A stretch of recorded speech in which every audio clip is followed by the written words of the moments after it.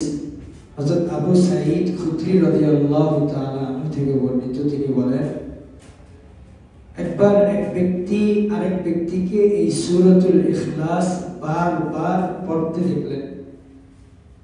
তো সকালবেলা যখন আল্লাহর রাসূল সাল্লাল্লাহু আলাইহি ওয়াসাল্লামের দরবারে যখন এই ব্যক্তিটি গেলেন, তো আল্লাহর রাসূল সাল্লাল্লাহু আলাইহি ওয়াসাল্লামের কাছে তিনি উপস্থাপনা করলেন যে আমি এমন এক ব্যক্তিকে দেখেছি যে সে বারবার সূরা ইখলাসের আমল করে, আর তার এই বলার ধরনটা কিরকম একটু তাচ্ছিল্যের সাথে ছিল, অর্থাৎ সে শুধু বারবারই সূরা ইখলাসের আমল করে, আর কোনো অন্য কোনো সূরা পড়ে না।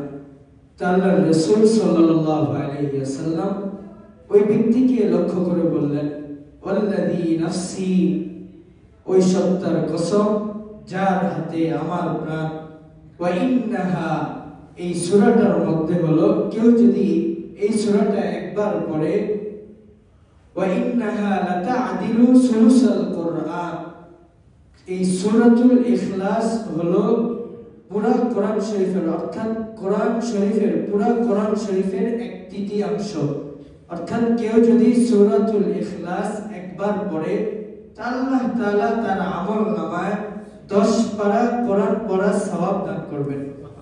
কেউ যদি সূরাতুল ইখলাস 2 বার পড়ে তা আল্লাহ তাআলা তার আমলনামায় 20 পারা কোরআন পড়ার সওয়াব দান করবেন। কেউ যদি এরকম ভাবে 3 বার সূরাতুল ইখলাসের আমল করে তা আল্লাহ তাআলা তার আমলনামায় 30 পারা কোরআন পড়লে পরিমাণ যে সওয়াব হইতো, আল্লাহ তাআলা এই 3 বার সূরাতুল ইখলাসের আমল করার কারণে এই 30 পারা কোরআন পড়ার সওয়াব আল্লাহ তাআলা তার আমলনামায় দান করবে। সুবহানাল্লাহ। এজন্য আল্লাহ তাআলা আমাদের সবাইকে সূরাতুল ইখলাসের আমল বেশি বেশি করার তৌফিক দান করেন। আমিন। দাঁড়িয়ে কথা শুরু